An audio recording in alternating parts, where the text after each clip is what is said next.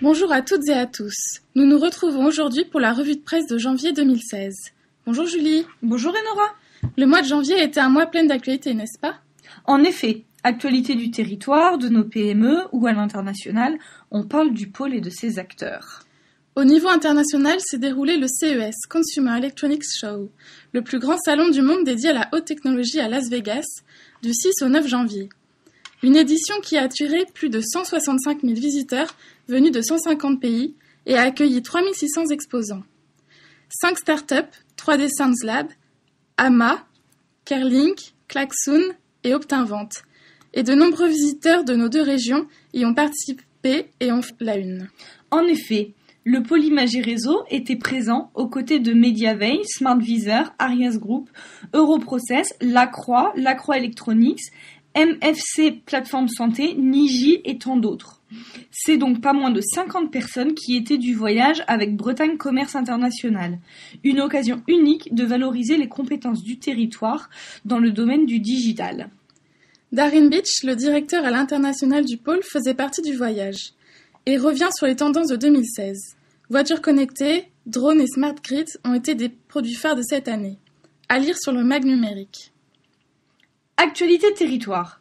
Le pôle de compétitivité a remporté More Space, un appel à projet d'envergure nationale lancé par le CoSpace, comité de concertation entre l'État et l'industrie dans le domaine spatial. Mais quel est vraiment son objectif, Enora ? L'objectif, développer des produits ou services qui utiliseront les données satellitaires pour le secteur marin. Le Grand Ouest et en particulier la Pointe bretonne concentre une communauté industrielle et de recherche de premier ordre capable de créer de nouveaux produits et services utilisant les données satellitaires issues des grandes infrastructures. Explique Stéphane-Alain Rioux, directeur adjoint du pôle Mer Bretagne-Atlantique, porteur du projet. Plusieurs acteurs privés et publics se sont d'ailleurs associés au projet, dont notre pôle Image et Réseau. À propos des projets, nous retrouvons dans la lettre API le projet Rennais Digital Twin City qui a été retenu par le ministère de l'Écologie. Notre pôle s'associe à Dassault Systèmes et Rennes Métropole et bénéficie du soutien technique de l'État pendant 5 ans, ainsi que de l'appui du Commissariat général à l'investissement au travers du programme d'investissement d'avenir. Plusieurs critères seront à prendre en compte pour réaliser ce projet. Faible empreinte carbone, autonomie énergétique, économie circulaire, protection de la ressource en eau, reconquête de la biodiversité, mixité fonctionnelle et sociale, participation citoyenne, autant de critères pour créer le double numérique de la ville de Rennes. Autre projet, Forever 2 souhaite aller plus loin sur l'ultra haute définition. Le projet collaboratif labellisé par le pôle, Forever 2, a démarré le 1er juin 2015 pour 24 mois. En partie financé par le Fonds unique interministériel, Forever 2 est doté d'un budget prévisionnel de 5,2 millions d'euros. Il fait suite à Forever, un premier projet également labellisé par notre pôle qui s'est terminé le 31 mai 2015, après 30 mois de travaux de recherche et développement.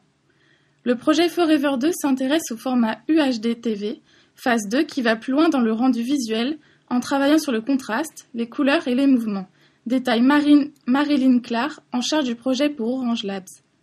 Ce second projet intégrera aussi la dimension sonore. Des premiers tests de production de signaux en UHD TV, phase 2, ont déjà eu lieu avec AMP et France Télévisions lors d'un opéra et d'un gala de patinage artistique. Le consortium a également tourné un premier court-métrage. Innovation. Directodoc, à Nantes, crée une application d'e-santé pour les patients à leur retour à domicile.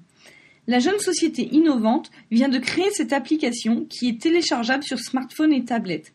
Elle permet aux professionnels de santé de répondre aux questions des malades à distance. L'utilisation de la solution se fait principalement à la sortie d'une hospitalisation pour que le patient puisse avoir une relation directe avec l'équipe soignante qui le suit. Lorsqu'il a une question de santé à poser, le patient qui utilise la solution s'identifie et active la demande de rappel.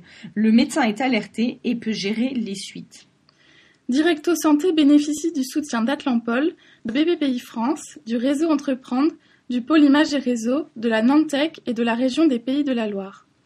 L'application Directo Doc compte à ce jour près de 100 médecins utilisateurs. C'est donc un bon début pour l'année 2016 qui commence. N'oubliez pas de suivre notre actualité sur les réseaux sociaux et sur notre site internet et rendez-vous le mois prochain.